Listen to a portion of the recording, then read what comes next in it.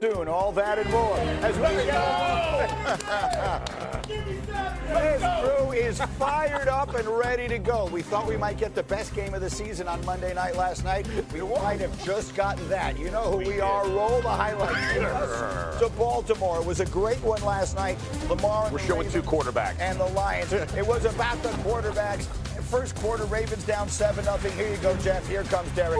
Right up the gut, bends it outside. I think he got 36 yards on his first 3 touches. It didn't look good after that, though. 7-7 after one. Then second quarter, what a drive. This began inside their own 2, Dominique. Yeah, they ended up having 2 drives of more than 95 yards. Incredible to push that Ravens. Let's go! This one, a 98-yard drive, 10 minutes, 48 seconds, 14-7 Lions. Now on a 4th down, look at the defense, J-Mac. Exactly, Greeny. You said it, defense. The heck with the offensive line. We got guys out there, Jack Campbell, making a play on 4th down. Not only a turnover, but they go 18 yards in the wrong direction. But Baltimore would force a 3 and out. They get it back before they half, and they get the touchdown. Here's Rashad Bateman. It's 14 all at halftime. What a game.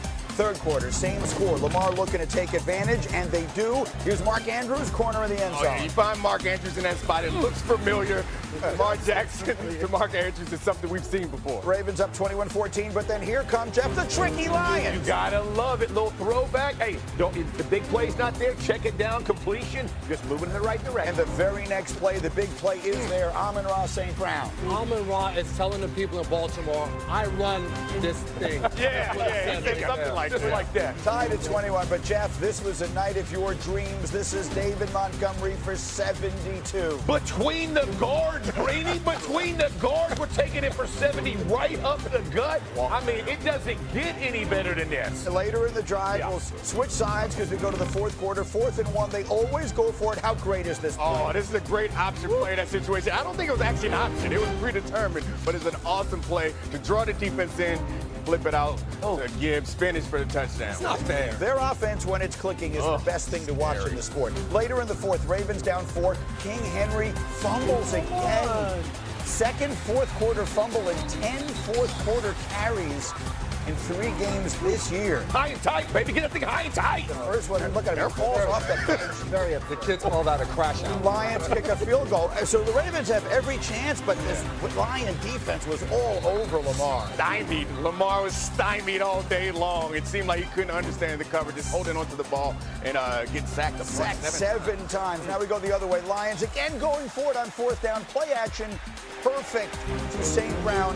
Lions 3 for 3 on 4th downs in this game. And the very next play, go ahead, Jeff, take it to the house. Yeah, this is how we finish them up. Get them inside, break outside, just cruise on in the end zone. Montgomery's padding stats, incentives, let's make it happen. 151 rushing for David Montgomery. The Ravens would tack on the touchdown at the end, but it was too little too late. The Lions with a statement win.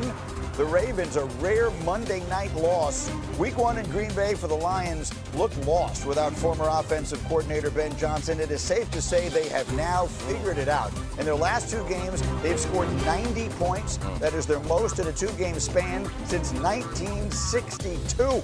And they were fired up in the locker room after. Hey, listen, we did exactly what we said we needed to do, play complimentary freaking football, man. When we needed it most, every phase picked up the slack, man. That's how you win games against teams like that, man. And now you know what the barometer is like on the AFC. The celebration was very much on last night. Put your feet up. We got a lot of time. I have to start with Jeff. This is the game of your dreams. Glorious! Once again. You know, when we started the whole shakedown and they had 2 quarterbacks, it breaks my heart that we had to show those 2. They should put a picture of Hank Fraley, the O-line coach for the Detroit Lions, and put him, Honey Buns is his nickname, and put him down in the corner and show how it gets coached and how it gets taught. Because they took it in there and they put a whooping from tackle to tackle all night long. Look at bodies getting moved in and outside of the, I mean, it was a thing of beauty, physicality at its best. And when you talk about Dan Campbell and you talk about a program, organization, whatever you want to call it, it starts with those 5 up front. Mahogany's a left tackle. Tate Ratledge from Georgia. This kid, I mean, they're just bodying. You just take the whole show. I should. Keep going. I mean, I'm nervous because the language that you used this morning in the show, as you get excited now, I'm like, Jeff, we're not in the O-line meeting, man. We're not in the O-line meeting. They ran the ball for 224 yards, 224 on 34 rushes against just 28 passing plays. And so, Graziano, you sort of sat back in the meeting, took a big picture look at where the Lions are right now. They're right where they were last year. They lose the coordinators, they lose all those coaches, and people are concerned.